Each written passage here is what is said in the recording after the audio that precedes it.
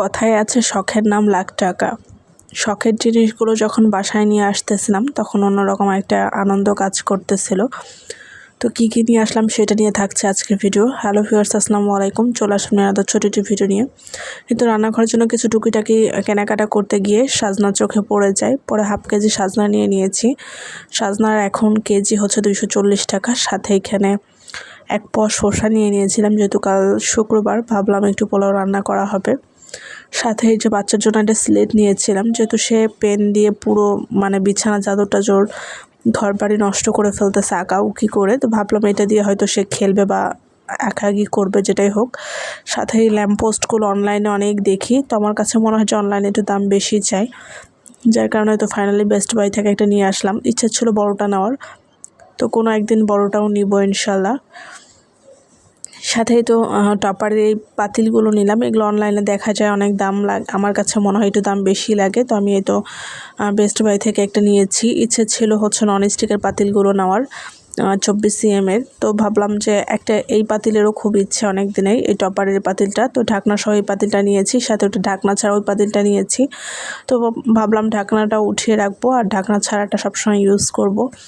এখন ওই সিলভারের পাতিলগুলো ইউজ করতে মোটেও ভালো লাগে না, কেমন যেন কালো কালো হয়ে যায়। তবে বাজার থেকে কেনা হলে ওটা ভালো হয়। বাসার উপর থেকে যেগুলো নেওয়া হয় সেগুলো পুরাতন সিলভারের কারণে নাকি এরকম হয়। তো এই সিলেটটা নিয়ে ছেলে খুব খুশি ছিল, তো ওকে এটাতে লেখা শেখাচ্ছিলাম। যদিও এখনও শেখার বয়স হয়নি, তারপরেও আঁকাআঁকিটা যেন একটু শিখতে পারে। তো এই তো এখানে আমি ওকে দেখাই দিচ্ছিলাম যে এটা এইভাবে করো। তো ও কিন্তু এই তো আঁকাআঁকি করতেছিল। আঁকাআঁকি করতে করতেই বাচ্চারা কিন্তু লেখাপড়া শিখে। তো ও যেহেতু মুখে আলহামদুলিল্লাহ অনেক কিছু শিখেছে, মোটামুটি আলহামদুলিল্লাহ। তো ভাবলাম যেহেতু আঁকাআঁকি করার খুব ইচ্ছে ওর, কলম পাইলে ওর বাবার যে টিস্যু পেপার নিয়ে ও আঁকাআঁকি করে, বিছানা চাদর টাদর নষ্ট করে ফেলতেছে। তো ভাবলাম যেন পেনের নেশাটা একটু কমে এটা পেলে। তো ওই তো আঁকাআঁকি করতেছিল। তারপরে আমি ভাবলাম সজনাগুলো শুকিয়ে যাবে, চলে আসি রান্নাঘরে।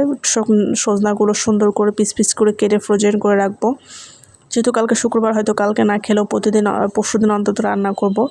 ডাল দিয়ে যে সজনা খেতে খুব ভালো লাগে। সাথে যে কুমড়ো বড়ি, বেগুন আলু দিয়ে, তো কুমড়ো বড়ি আছে ফ্রিজে। ভাবলাম 2 দিন অন্তত আমার এটা রান্না করে খাওয়া হবে। যে কথা সেই কাজ, আমি এই তো পিস পিস করে সুন্দর করে কেটে নিয়েছিলাম সজনাগুলো। এখন সবগুলো পলিথিনে করে ফ্রিজে রেখে দিব। এইদিকে লাইটটাও একটু অন্ধকারের মধ্যে জ্বালিয়ে দেখতেছিলাম আলো কেমন হচ্ছে। আর লাবিব তো এটা নেওয়ার জন্য খুব জিদ জুলুম করতেছিল। পরে বাইরে রাখার যেহেতু কোনো উপায় নাই, সেজন্য শোকেসে আর কি তুলে রাখতে হইলো। তো কোনো একদিন ঘর ইনশাল্লাহ সাজাবো, তখন এটা বাইরে রাখবো। ইচ্ছা আছে নতুন কোনো লুক দেওয়ার ঘরের মধ্যে, ডাইনিং রুমটাতে। যখন দিব তখন অবশ্যই আপনাদের সাথে শেয়ার করব, যেহেতু আপনারা আমার একটা ফ্যামিলি মেম্বার। যাই হোক, আজকের ভিডিও পর্যন্ত সবাই ভালো থাকবেন। আল্লাহ হাফেজ।